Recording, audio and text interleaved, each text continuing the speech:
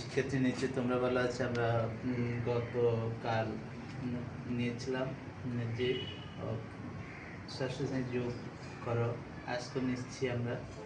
এরপর আমরা অন্য বিয়োগটাতে চলে যাব। আর যদি না বুঝে থাকো আমাদের কমেন্ট বক্সে লিখবে। আজকে আমাদের এখন প্রশ্ন হচ্ছে যে 7x plus 5y plus 2c minus 2x plus y minus c এর যোগ করো। দ্বিতীয় প্রশ্ন হচ্ছে 8m plus 6y plus n minus m plus n এর যোগ করো। তাহলে আমরা এক নম্বর দিয়ে শুরু করি। প্রথমে যাই আছে আমরা তাই লিখব।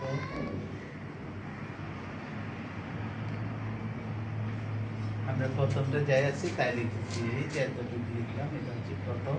তারপর হচ্ছে দ্বিতীয়টা সহগ 2x মাইনাস 2x, আমরা 2টা দেখবো না, x এর নিচে x এ লিখবো, প্লাস y মাইনাস c। এখানে y এর কোনো সহগ নেই, y তো একই ধরে নিব। এখানে c এর কোনো সহগ নেই, সেজন্য 1 ধরে নিব। তাহলে এখানে 2c থেকে একটা c চলে যাবে, প্লাস 2c মাইনাস c, তাহলে থাকবে আমাদের আরেকটা c। 2 থেকে 1 চলে গেছে, আরেক আছে।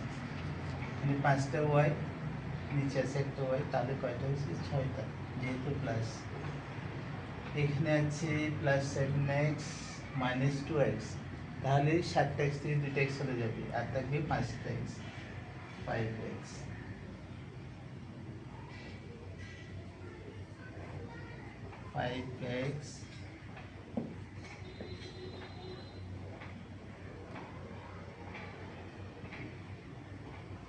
প্লাস 6y প্লাস c, এটাই আমাদের আনসার।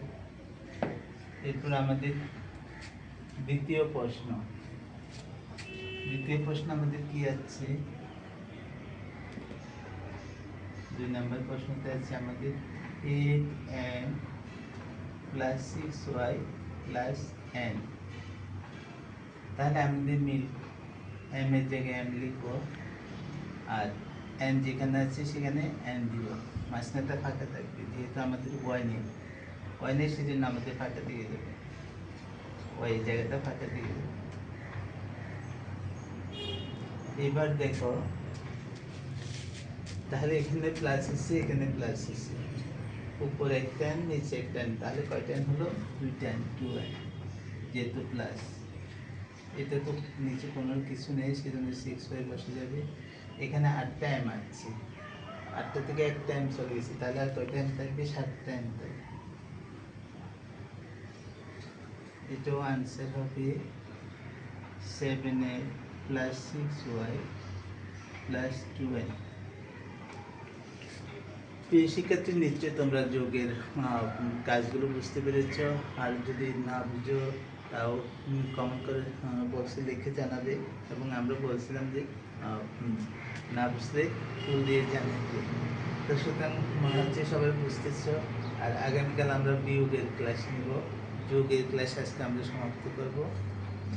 এর মধ্যে আর যদি কোনো সমস্যা থাকে তাও জানাবে।